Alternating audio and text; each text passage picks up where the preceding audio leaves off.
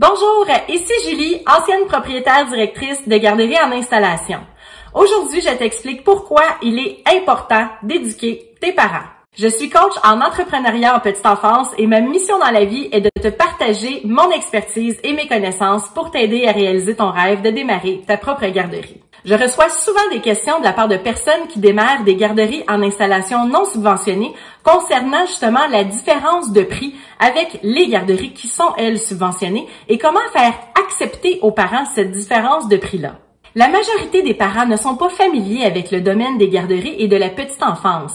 C'est donc notre rôle à nous, chers gestionnaires, propriétaires de garderies et à notre personnel éducateur de venir éduquer les parents d'une façon bienveillante, bien sûr, sur plusieurs points. Comme entre autres le développement de leur enfant, les protocoles de santé en garderie, certaines techniques d'intervention qui pourront certainement faciliter et alléger leur quotidien, le moment d'inscrire leur enfant à l'école, tout ce qui touche la paperasse administrative et comptable en garderie, qui inclut les crédits d'impôt par versement anticipé et bien entendu les explications par rapport à la différence réelle des tarifs dans les différentes garderies.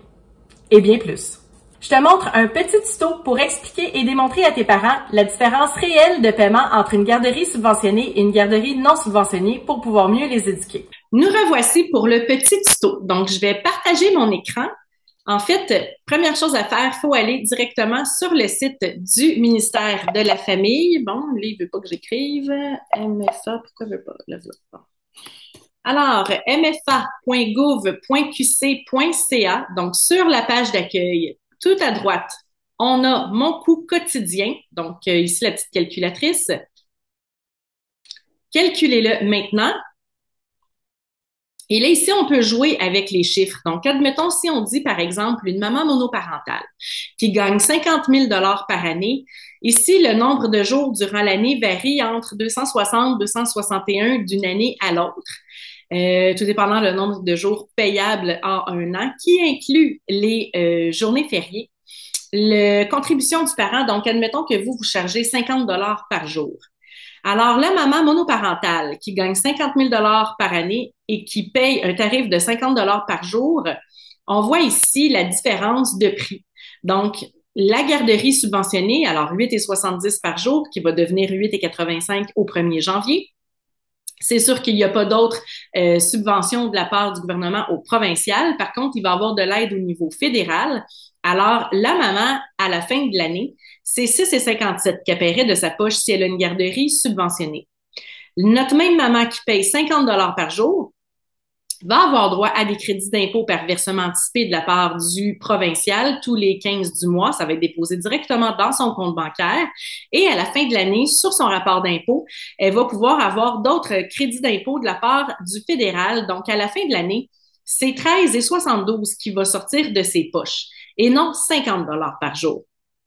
Alors, entre 6,57 $ par jour et 13,72 $ par jour, il n'y a pas une énorme différence de prix. Donc, si vous offrez quelque chose vraiment de wow, quelque chose d'original, si vous avez une bonne équipe, un bon service, c'est sûr et certain que n'importe quel parent va être enclin à payer cette différence de prix-là. Faisons un autre exemple. Si on prend un couple qui gagne, je ne sais pas, 80 000 $ par année. Ah non, mettons que le papa gagne 40 000, la maman gagne 40 000. On va laisser le tarif à 50 $ par jour.